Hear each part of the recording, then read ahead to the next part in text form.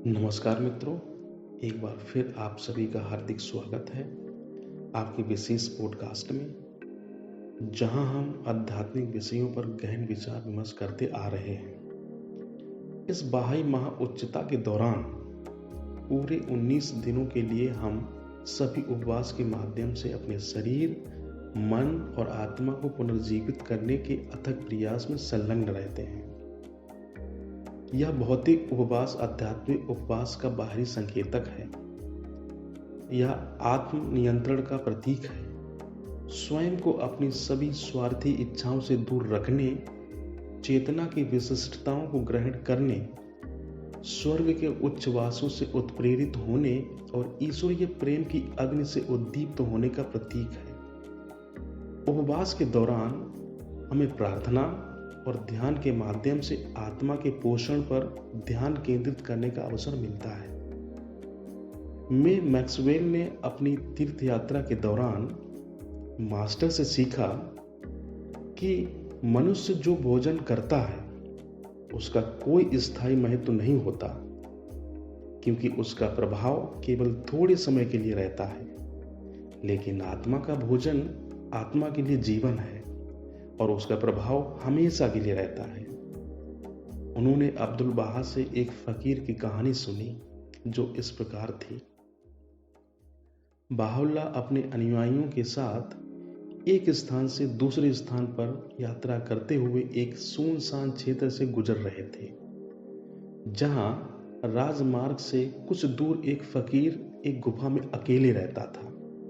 वह एक पवित्र व्यक्ति था और यह सुनकर कि बाहुल्लाह उस रास्ते से गुजरने वाले हैं, वह उनके आगमन का बेसब्री से इंतजार करने लगा।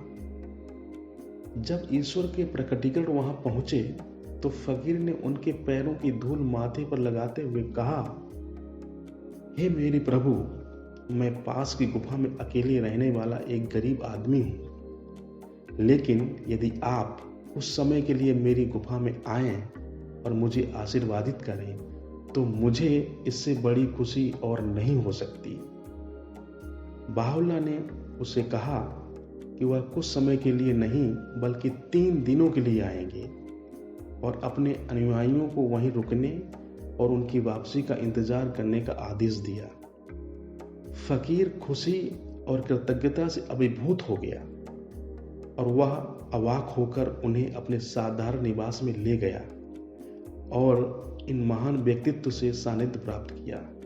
शाम को उस फकीर के पास अपने अतिथि के लिए सिर्फ रूखा सूखा भोजन और पास की एक जल स्रोत से उपलब्ध पानी था।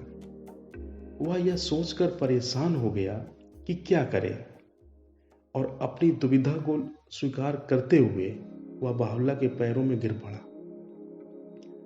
बाहुल्लाह ने उसे सांत्वना दी, उससे वही भोजन और पानी लाने का आदेश दिया।